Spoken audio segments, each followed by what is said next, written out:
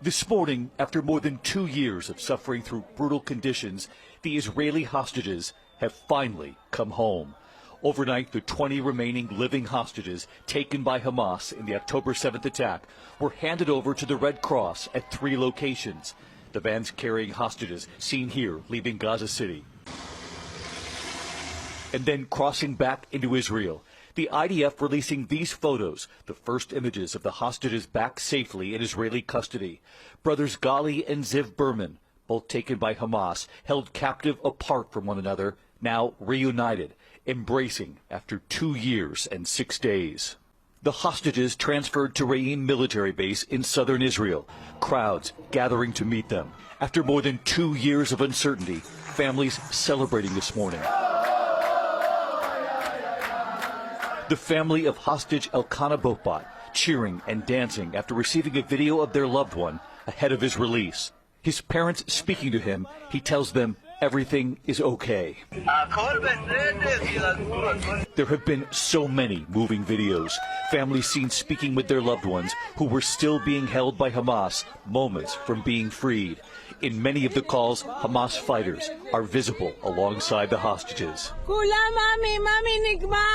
In this video of the mother of hostage Matan Zangauker speaking with her son just moments before his release, she tells him the war is over. You are on your way home.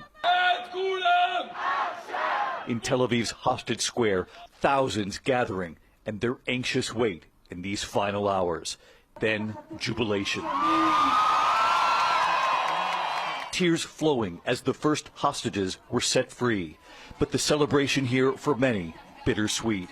Hamas also set to return the bodies of hostages who were killed, including 2 Americans, Omer Nutra and Itai Hen. The remains will be sent for identification before families are notified. All of this part of an historic exchange, with Israel agreeing to release nearly 2,000 Palestinian prisoners, most of them detained since the start of the war. The Israeli hostages were being returned just as President Trump touched down here in Israel. Many of the families of the hostages crediting the president with applying pressure on Prime Minister Benjamin Netanyahu to end the war and to help bring the hostages home. But there remains a very challenging road ahead. In Gaza, more than 67,000 Palestinian lives were lost in this war, according to the Hamas-run health ministry. And hundreds of thousands in Gaza now marching north, returning to see what's left of their homes, and for many, their homes are completely gone. Standing near the rubble of his home, Mahmoud Abu Amira says this was the most beautiful place. Life isn't life anymore. He says, imagine your house, your memories, your work, your school, your whole world being destroyed. Much needed aid organized by the UN is now being prepared to go into Gaza to help with the hunger. Over the weekend, dozens of children clinging to vehicles, hoping for food and supplies. President Trump on Air Force One heading to the region was asked about Israeli officials who have not yet declared the war is over. The president seeing it otherwise. The war is over.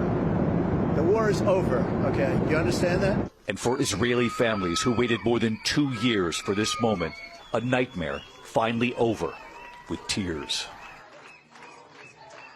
So many of the families of the hostages here expressing gratitude to President Trump, many telling me here in Hostage Square here in Tel Aviv that they believe in the end it was pressure from President Trump on their own Prime Minister Benjamin Netanyahu that got these hostages home.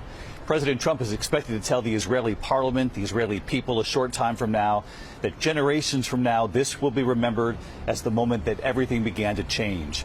But make no mistake here this morning, there does remain a very challenging road ahead. But for these Israeli families, the hostages are home and a nightmare is finally over. George, Robin. All right. Our thanks to you, David. A day of celebration for those families.